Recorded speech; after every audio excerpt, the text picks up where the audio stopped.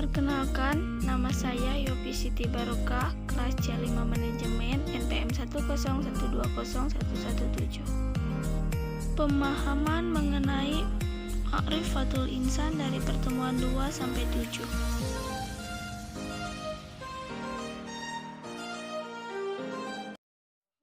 Ma'rifatul Insan adalah pengenalan manusia, terdiri dari dua kata, yaitu ma'rifat yang artinya mengenal dan insan yang berarti manusia atau diri sendiri. Secara istilah yaitu proses mengenali dan memahami penciptaan manusia oleh Allah Subhanahu wa Ta'ala.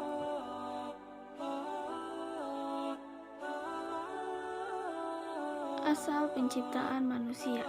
Dilihat dari penciptaannya, manusia terdiri dari unsur bumi dan langit. Unsur bumi karena manusia diciptakan dari tanah setelah fisiknya sempurna oleh Allah dan meniupkannya ruh. 2. Unsur manusia. Unsur manusia terdiri dari hati atau qalbu, akal, dan jasad.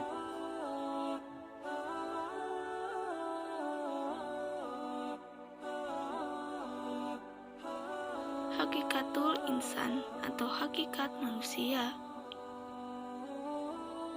Sebagai seorang manusia, kita harus memahami hakikat dari diri dan kehidupan kita sebagai manusia untuk bertindak adil baik diri sendiri maupun makhluk lainnya.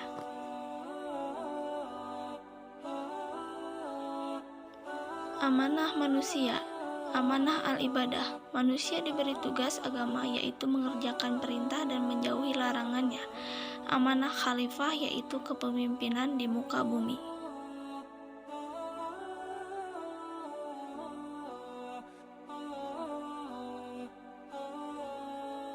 Makhluk yaitu sesuatu yang diciptakan oleh Allah Subhanahu wa Ta'ala, baik manusia, binatang maupun tumbuhan.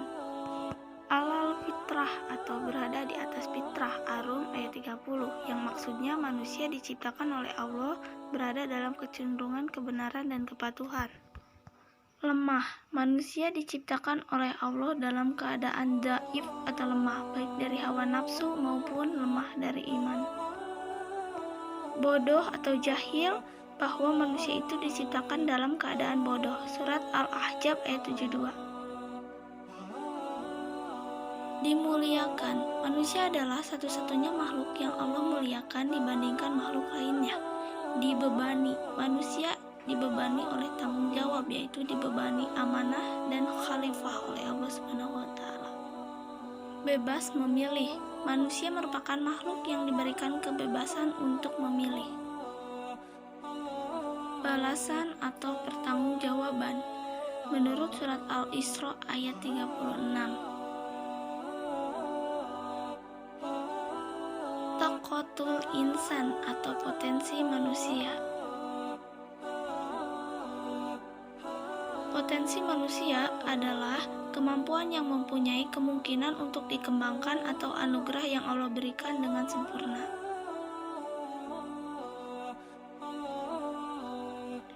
Al-mas'uliyah atau tanggung jawab, yaitu kesadaran manusia baik oleh perbuatannya, baik disengaja maupun tidak. Al-amanah yaitu sikap amanah, berupa potensi pendengaran, potensi penglihatan, dan potensi hati.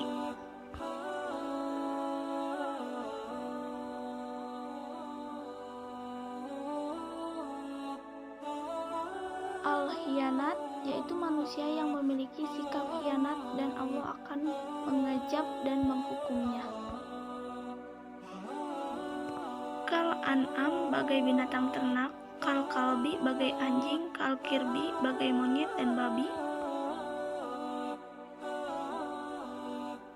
kal kasabi bagai kayu, kal hijarah bagai batu, kal kimar bagai keledai, dan kal ankabut bagai laba-laba.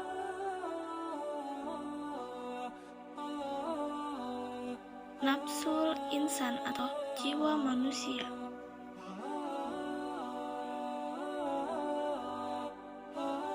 Nafsul insan atau jiwa manusia mempunyai dua kata, yaitu nafsu dan insan.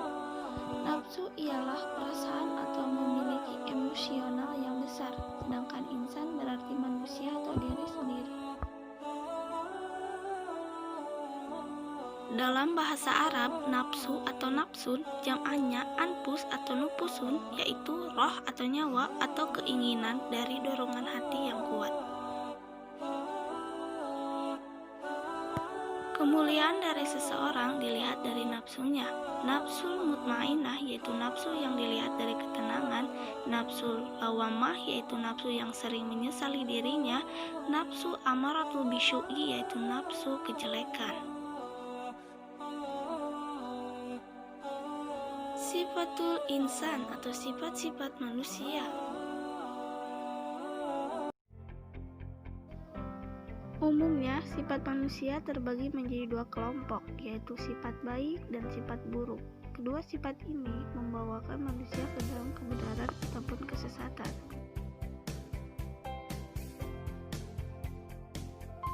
Jiwa manusia diberi dua jalan, yaitu jalan benar atau takwa yang artinya membersihkan jiwa.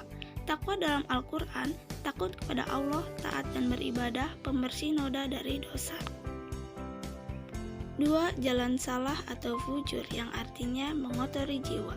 Fujur adalah sifat menenggelamkan manusia ke dalam kegelapan dan kemaksiatan, antara lain sifatnya adalah tergesa-gesa dan zalim dan kikir. Hakikah al-ibadah atau hakikat ibadah. Hakikah al-ibadah atau hakikat ibadah, yaitu melaksanakan apa yang Allah cintai dan ridhoi dengan penuh ketundukan dan perendahan diri kepada Allah.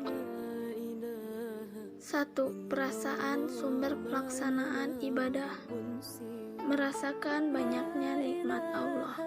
Menurut surat An-Nahl ayat 18.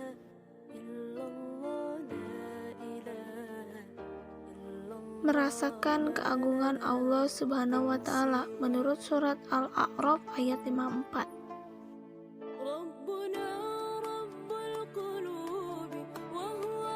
2. Ibadah yang dilakukan. Tujuan menghinakan diri. Surat Al-Fatir ayat 14.